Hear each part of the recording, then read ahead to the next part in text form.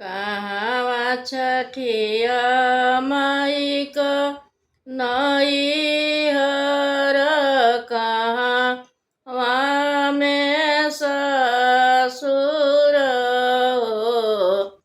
सखिया कवाने बिरिचि तर जना में सखिन गावे सोहर सखिन गावे सोहर। गोकुल छठिया माई के नैहर मथुरा में ससुर हो।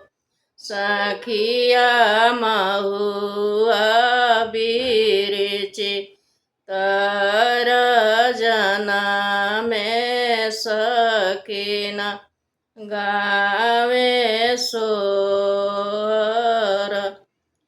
केहू के देलू मैया दुई पुत केहू के तीन पुत हो।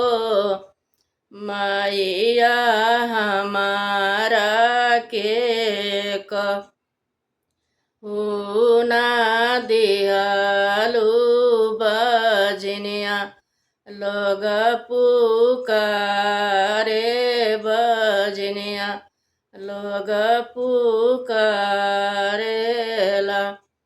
घूमी जाऊ ये तिरिया घूमी जाऊ घर के लावटी जाऊ हो। तेवाई आजुए के नाऊ वाहो माहिना माहोरेला तुहरे होई है बाबूला तुहरे होई है। अठावा महीना जब बीतल नाऊ वे के लागत हो। सखिया अधराती हो रे इला हो जनम ले माल उठे सोहर माल उठे सोहर। कार्तिक महीना बड़ी पावन छठी हम करबी हो।